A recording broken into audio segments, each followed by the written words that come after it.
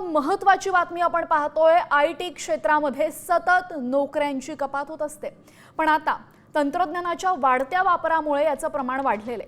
नुकतंच मायक्रोसॉफ्टने देखील सुमारे 6700 कर्मचाऱ्यांची कपात केली आहे। आता आयबीएमने देखील सुमारे 8000 कर्मचाऱ्यांना कामावरून काढून टाकल्याची माहिती समोर आली आहे। आणि विशेष म्हणजे सर्वाधिक फटका एचआर डिपार्टमेंटला बसलेला आहे। आयबीएमने ही कपात एआय मुळे केल्याचं सांगितलं जात आहे।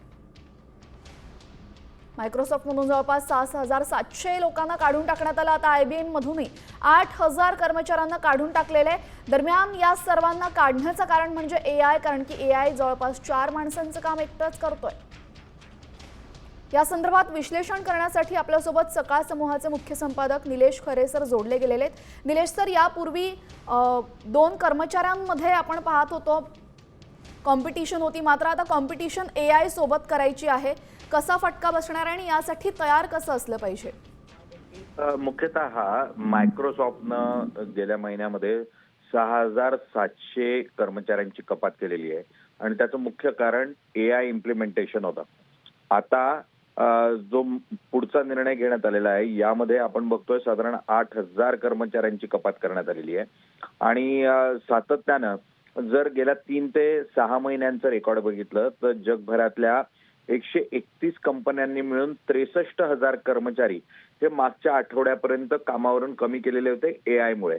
याचा अर्थ स्पष्ट आहे की जगभरामध्ये एआयचा वापर जसा जसा वाढत चाललाय मोठ्या प्रमाणावर कर्मचाऱ्यांची कपात होतीये आणि ही कपात साहजिकच एक मोठा सामाजिक प्रश्न म्हणून समोर येताना पाहायला मिळते।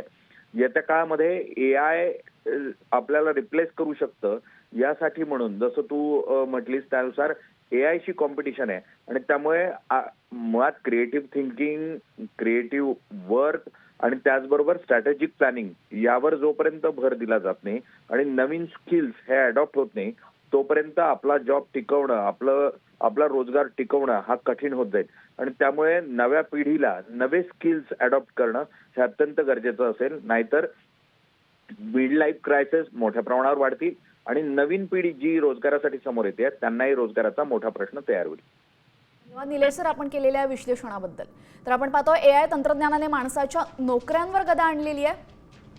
तंत्रज्ञानाचा वाढता वापर आणि त्यामुळे नोकऱ्यांवर मोठ्या प्रमाणात गदा येते।